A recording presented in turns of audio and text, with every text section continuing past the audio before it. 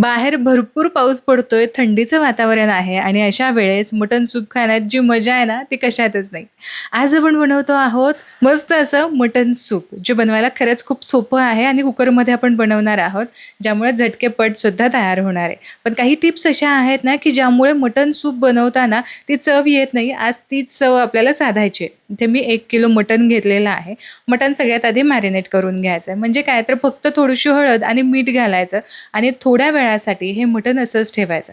पण हळद आणि मीठ व्यवस्थित या मटणाला छान अशी हाताने चोळून लावायची आहे, की जेणेकरून सगळीकडे एकसारखी लागली जाईल. आता इथे मी मटण सूप तर बनवतेच आहे, पण या सूपचाच मी रस्सा आणि यानंतर फ्रायसुद्धा बनवणार आहे. म्हणून मग मी लेगची साईड घेतली आहे. पण तुम्हाला नुसतं सूप करायचं असेल ना, तर पाया सूप खरंच खूप जबरदस्त स्वादिष्ट आणि छान लागतं आणि ते पौष्टिकसुद्धा आहे असं म्हणतात. हे सूप बनवताना अतिशय साधी पद्धत एक माझी आहे. त्यासाठी साधंसं वाटण.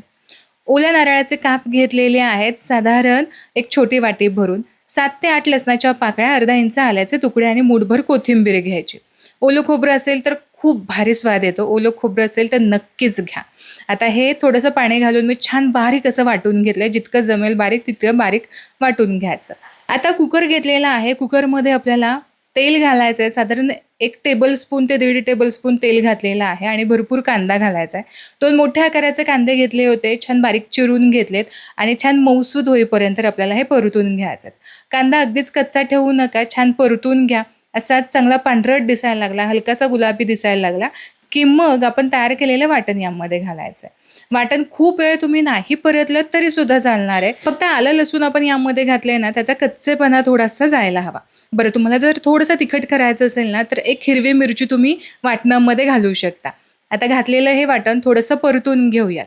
बरेच जण चिकन शिजवत असताना थोडंसं जिरं वगैरे घालतात, पण मला मटण सूपमध्ये ना अजिबात जिरं आवडत नाही. पण तुम्हाला आवडत असेल तर थोडंसं तुम्ही घालूच शकता.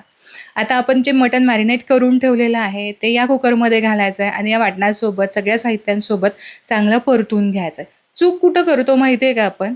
हे मटण जे आहेत ना, ते वाटणामध्ये किंवा या कांद्यामध्ये व्यवस्थित असं परततच नाही आपण. जितकं तुम्ही चांगलं परतून घ्याल ना, जितकं छान परताल तितकंच छान स्वादसुद्धा येतो आणि त्या रश्श्याला, त्या आळणी पाण्याला सुद्धा तितकाच चांगला स्वादिष्ट असा स्वादसुद्धा येतो. तर सुरुवातीला एक 5 एक मिनिटांसाठी छान परतून घ्यायचं आहे मध्यम आचेवरती आणि यानंतर वाफ द्यायला मात्र अजिबात विसरायचं नाही.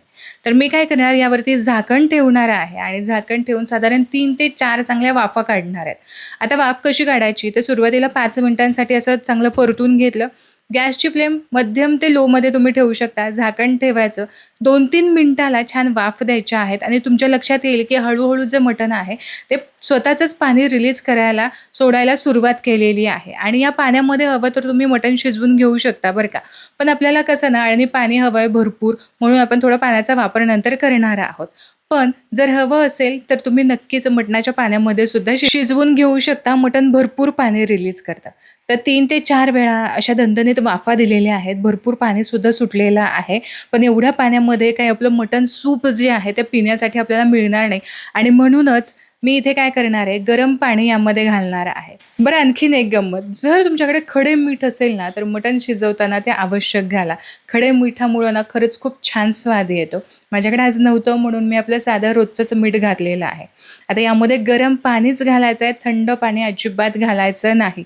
हवं तर वरती झाकण ठेवून त्यावरती गरम पाणी ओतून तुम्ही शिजवून घेऊ शकता. पण माझा कुकर बराच मोठा आहे, यामुळे मी आज कुकरमध्ये शिजवणार आहे.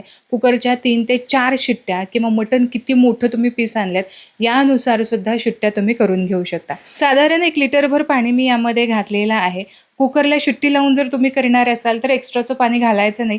पण जर तुम्ही कढईमध्ये किंवा पातेल्यामध्ये शिजवणार असाल, झाकण ठेवलं त्याच्यावरती पाणी वगैरे ओतून, तर मात्र थोडंसं एक्स्ट्राचंच पाणी घालायचं, कारण ते पाणी आटलं जातं. आणि तुम्ही इथे बघू शकता मस्त असं सूप इथे तयार झालेलं आहे आणि मस्त रंगसुद्धा आला आहे. खूप छान असं स्वादिष्ट थंडीच्या वातावरणामध्ये असं गरमागरम सूप प्यायला खूप भारी वाटतं. लहान मुलांना तर मऊसूद शिजलेला भात आणि हे अळणी पाणी ना खरंच खूप छान आवडीने खातात. तुम्ही सुद्धा नक्की ट्राय करून पहा. मस्त असं 3 ते 4 शिट्ट्यांमध्ये मटण शिजलेलं आहे.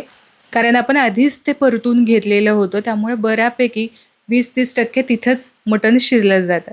तर तुम्ही सुद्धा माझ्या पद्धतीने असं छोट्याशा साध्याशा वाटणामधलं मटण सूप नक्की ट्राय करून पहा. तुम्हाला सुद्धा नक्की आवडणार आहे.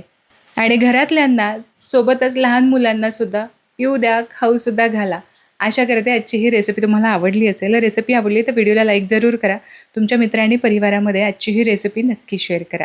पुन्हा भेटूया अशाच एका मस्त रेसिपीसोबत. तोपर्यंत स्वस्त राहा आणि मस्त मस्त खात राहा.